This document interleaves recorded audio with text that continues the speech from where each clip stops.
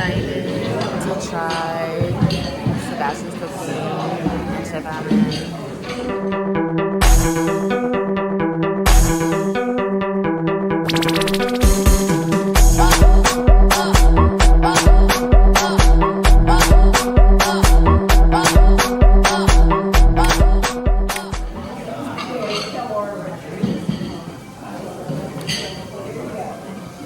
Stay tuned.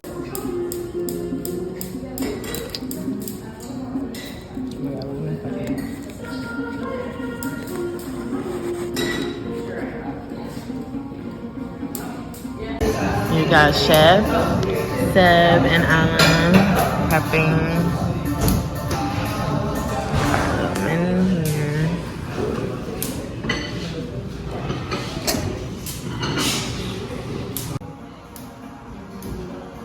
Yeah, I'm a creative consultant.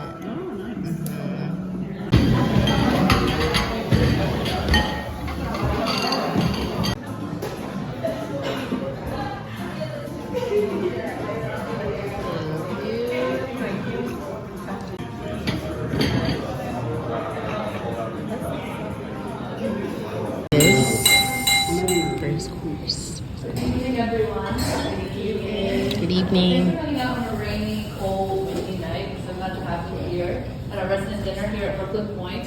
My name is Shayna. I'm an operations manager here with Resident. And please eat, use your hands, get this food into your bellies. Chef has really encouraged everyone to make this a very experiential evening. So take the food, pick it up, eat it. Don't let my words stop you. We're going to have lots along the way. We'll be introducing the wines that are paired with the food. So before we get started, let's think a little bit about Resident. Resident's all about connections. We want to break down the walls to the world of wine. And now she's working in retail wine and also opening her own wine school in Savannah, Georgia. So I'll let Chef go ahead and introduce our first course. Thank you so much. Hi, everybody. Hi. I like the energy. My name is Sebastien, as she just said. And I'm going to try to wow you guys with Haitian food, presented and done a different way. So tonight for your first course, we have the yam pate. I actually had a yam yesterday. I don't know what happened to it, just to show you guys. But the yam that we already used to in America is not what we call yam back in Haiti and in different parts of the Caribbean. So the story goes that when the slaves came from Africa, the yams that they used were not produced in here yet. So they substituted what they were, what they know back home for something a little bit different. So it's the yam that you're eating today. So we have different variations of it, just like a potato. There is hundreds of different variations. This one is the white one. I paired it with caramelized onions and snapper, and just to bring some luxury, some caviar. We usually eat this on the weekends in Haiti. It's perfect. It's raining outside, so hope you enjoy. Thank you so much. Thank you. Thank you. And we're pairing this dish with what I call a winter white. It's a little bit fuller white. It's a blend, Chardonnay, Viognier, Sauvignon Blanc, and Lambrusco. And you'll see it's got a little creaminess, a little fullness, so it matches. I think what really struck me in the lineup before the texture of Chef's food, which is incredible, and I think this is the perfect example of a fuller wine with the snapper and the idea.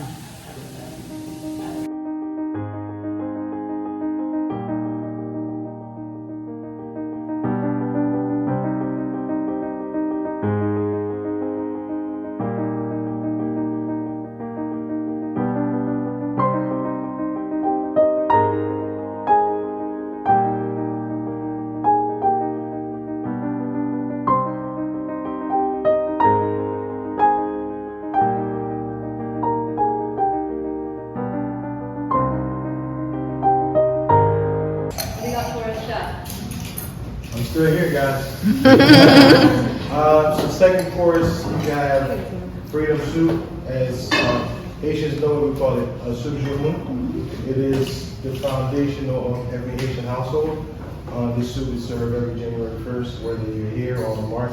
If there's a Haitian, you're gonna have this soup. And the story behind the soup is that during slavery, before we got our independence, the slaves were not allowed to drink the soup. It was a delicacy. It was just kind of crazy. It was just pumpkin soup, but it was a delicacy that we were not allowed to enjoy.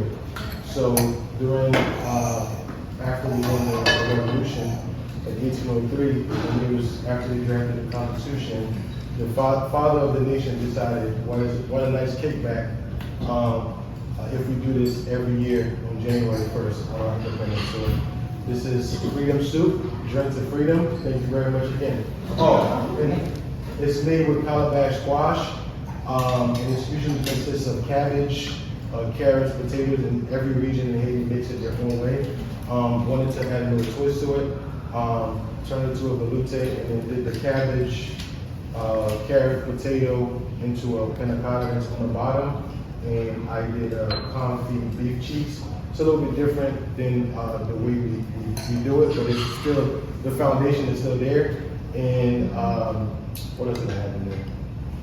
If I remember, I'll tell you in the next quarter. Thank you so much, guys. Thank you.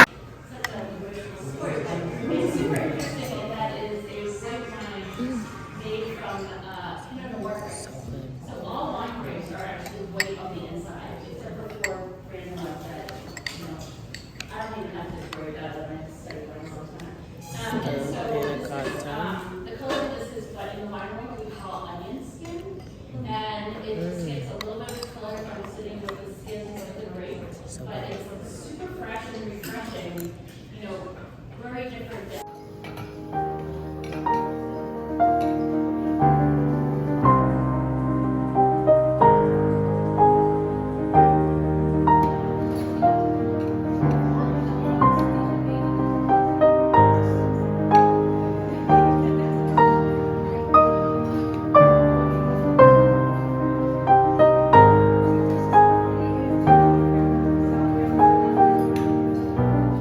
Guys, I'm so close to crying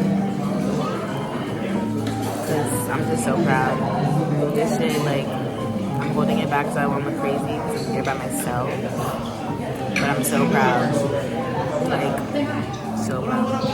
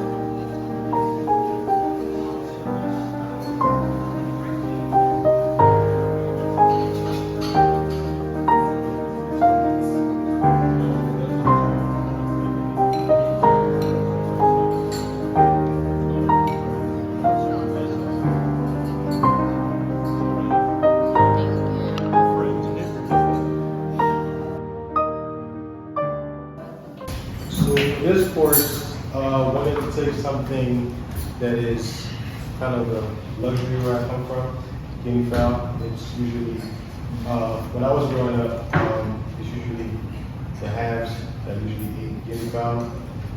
So wanted to take something that I loved as a kid. I was not a have. I had it one time enough and I loved it. I just think it tastes so much better than chicken, and sometimes people just don't realize it enough. So you have just an Caribbean style surf and turf, guinea fowl. You have the breast, and under you have pot meat. Pot meat is a shellfish. It's a snail. It's if you're familiar with like a gooey duck, it's similar. I made a mousse with meat. That's why it's green. With it's studded with truffles because you guys are so special. And under you guys have breadfruit puree. We have breadfruit two ways, puree and a fondant. Breadfruit is the normal cousin of jackfruit, and I also have jackfruit's brother in here, bread nut, which I made the sauce with. Once I broke down the guinea fowl, I took the bones and then the stock, reduced it down, added bread nut for my Haitians, lavabe. It's something that is common in some areas in Haiti. The sauce is called nek malin. It's dedicated to the slaves that escaped and lived in the mountains with the Native Americans. And you have guinea fowl croquette with melted leeks. You would have had some crispy guinea fowl skins, but somebody threw them out. $20.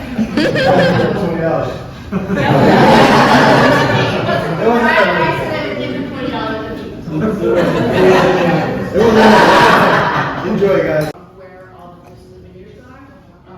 If they come and you're like craving chocolate, you don't know why. You see little sister, she rolls and barbarescos.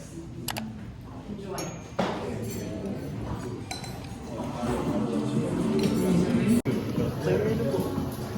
Clear my plate as usual.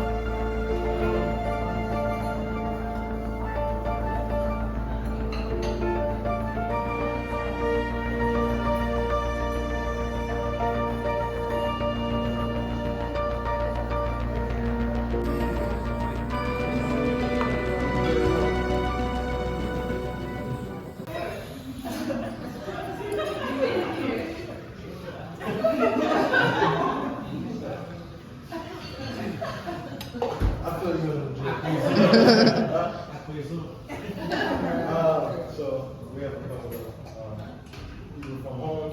So she was like, "What am I eating?" So this dish is also a dish that is very popular in the Haitian household. We do our take on we eat spaghetti for breakfast. I call it Haitian spaghetti. So with this one, I wanted to do something, but I want you guys to give me, eat for effort. I wanted to make the pasta red and the broth under it black to represent the original flag of Haiti, which is red and black. So it was red, but once we added to the water, it kind of lost the color, but you get the idea. It's spaghetti, and pasta was brought to Haiti in 1915 by the Americans when they occupied, and a lot of Italians went to Haiti. So we have a huge pasta culture in Haiti, and we eat it because it's cheap. We usually eat it with hot dogs and smoked herring. It's a very cheap meal, and usually fills you up for a long time. And when we eat it, we eat a lot of it. So in this one, I wanted to take it to another level. We have a mushroom dashi. A dashi is a Japanese stock. Mushroom stock, so I use our black trumpet mushroom to make a stock, and paired it with, we also usually eat it with eggs So I had some crab in there, the cured egg yolk is a dish that took a lot of time just for you guys. And then the special thing, the reason I incorporated the dashi in there is because when I was younger, my grandmother used to work for the ambassador of Japan. And she taught me how to cook. She didn't know how to read or write, but she was able to, once they teach her the recipe, she was able to memorize and recreate everything. And when she was working for the ambassador worked not know how to cook. So my grandmother went and found somebody Japanese and we showed her some basics of Japanese cuisine. So she was cooking for the ambassador all the time. So one day, the wife was not happy. She came home, she got rid of my grandmother. Not because the cooking was bad, but because she couldn't cook. So my grandmother was cooking, so she was afraid. Yeah, it was so this is also a homage to her. Hope you enjoy. Thank you so much, guys. Thank you.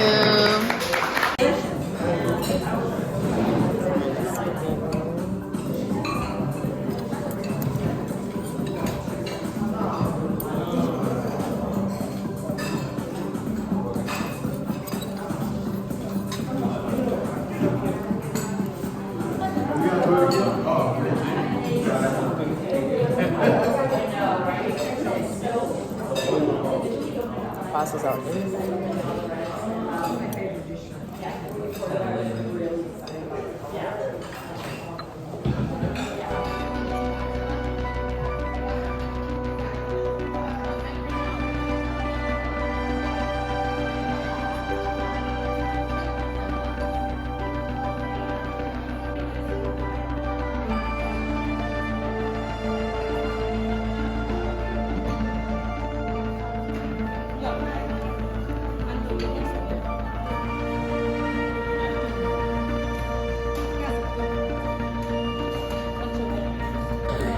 Final course, y'all. Happy birthday, dear Pedro. Happy birthday to you.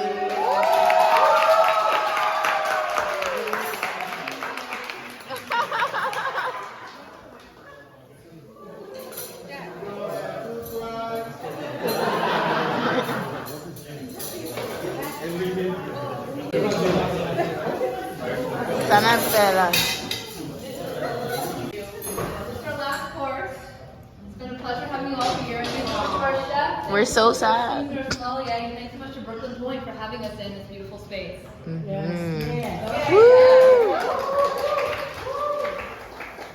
lied. We actually have one more course. Chicken skin. She hasn't. So for the last course, you have sweet plantain cheesecake. I decided to do sweet plantain. I ate a lot of plantains when I was growing up. My mom is from a place in Haiti called Akaye. They have a lot of plantains. So I ate my fair share of plantains when I was growing up. And I'm sure you guys are thinking, how am I going to tie in cheesecake in Haiti? Haitians don't make cheesecake, we don't make cheesecakes. Funny thing is, I have a story. So, in the 1800s, after Haiti got its independence, and Greece was still trying to get its independence, when we got our independence, the very important thing that the founder of the nation had in the Constitution, he basically said wherever there's slavery, his goal is to rid of it. So we're people that believe in freedom, so we always fighting for it. If we see that other people are oppressed, we always try to help them out. So in I don't remember exactly what year it was, but after we got our independence, Greece sent out some diplomats and people to Haiti to ask for help. And at the time, we didn't have soldiers that gave them to help fight for independence. We sent in coffee and sugar. They were able to sell that stuff, and with that stuff, they were able to give their independence. So that's something that people don't know about Haiti. So I wanted to tie that in because cheesecake, the origin of cheesecake is ancient Greece. So I gave you kind of a mixture of Haiti and Greece with coconut mango ice cream and caramel sauce. Hope you enjoyed. Thank you so much for coming. Thank you. Truly appreciate you guys. Thank you.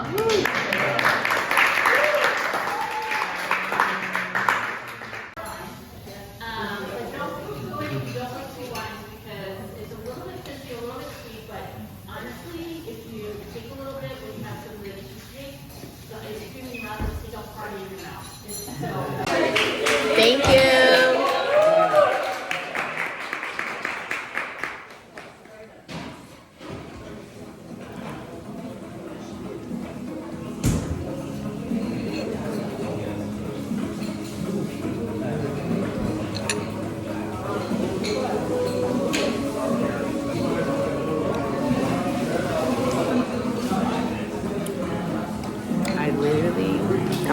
Black tears.